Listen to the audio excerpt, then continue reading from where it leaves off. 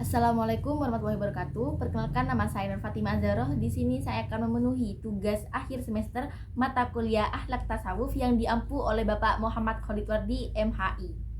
Dalam presentasi kali ini saya mengambil judul yaitu konsep akhlak tasawuf. Mengapa saya mengambil judul seperti itu? Karena untuk memahami dalam segala aspek yang mencakup tentang akhlak tasawuf, terlebih dahulu kita harus bisa memahami konsep dari akhlak tasawuf itu sendiri. Di sini saya ingin mengambil judul dari konsep itu agar dapat dipahami isi dan makna dari akhlak tasawuf itu sendiri. Baik, lanjut saja dalam pembahasan materinya. Akhlak tasawuf. Akhlak tasawuf di sini terdiri dari dua kata, yaitu akhlak dan tasawuf. Pengertian akhlak itu sendiri adalah akhlak berasal dari bahasa Arab, yaitu khalaqa yakhluqu akhlaqan, yang artinya sikap, tindakan, dan kelakuan. Sedangkan menurut istilah, akhlak adalah segala sesuatu yang berkaitan dengan perilaku dan perbuatan manusia itu sendiri. Jadi bisa kita simpulkan di sini bahwa akhlak itu adalah sesuatu yang berbentuk sikap, perilaku, atau perbuatan yang ada pada diri manusia, yang sudah melekat pada diri manusia. Masuk dalam poin kedua, yaitu dasar pada akhlak itu sendiri. Apa sih dasar dari akhlak itu? Nah, akhlak itu berdasarkan atau berpedoman pada Al-Quran dan hadis, di mana Al-Quran itu adalah segala firman Allah yang diturunkan kepada Nabi Muhammad dengan perantara malaikat Jibril.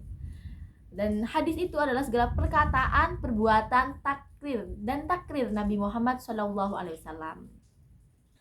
Nah, masuk pada poin keempat, tujuan dari akhlak ini dibagi menjadi dua, yaitu berdasarkan secara umum dan secara khusus. Secara umum, tujuan akhlak yaitu untuk terbentuknya pribadi muslim yang luhur budi pekertinya, sedangkan secara khusus tujuan akhlak itu yaitu membersihkan diri dari akhlak tercela dan menghiasi diri dengan akhlak terpuji. Nah, masuk pada kedudukan akhlak. Dalam Islam, akhlak berkedudukan sebagai the central teaching of Islam atau pusat ajaran Islam dan menjadi ukuran keimanan seseorang. Nah, kenapa sih akhlak itu menjadi pusat ajaran Islam? Karena akhlak itu berpedoman kepada Al-Quran dan hadis, di mana Al-Quran itu sendiri bersumber dari Tuhan dan pengaruhnya lebih kuat dan tidak untuk dilanggar. Sedangkan hadis sendiri adalah segala perbuatan dan takrir Nabi Muhammad SAW, yang mana segala perbuatan dan takrir Nabi Muhammad itu berpedoman pada Al-Quran itu sendiri. Nah, akhlak itu juga menjadi sebuah ukuran keimanan pada diri manusia. Nah, masuk pada poin kedua, yaitu pengertian tasawuf. Secara etimologis berasal dari kata bahasa Arab, yaitu tasawwafa yatasawwafu. Juga ada yang menjelaskan bahwa tasawuf itu berasal dari kata suf yang artinya bulu domba. Kata tasawuf juga berasal dari kata sof yang berarti barisan. Dan juga kata tasawuf itu berasal dari kata sofa yang berarti jernih, bersih, atau suci. Sedangkan secara istilah, tasawuf itu diartikan sebagai salah satu upaya yang dilakukan oleh seseorang untuk mensucikan diri dengan cara menjauhi pengaruh kehidupan yang bersifat kesenangan duniawi saja, akan tetapi untuk memutuskan seluruh perhatiannya kepada Allah Subhanahu wa taala. Jadi tasawuf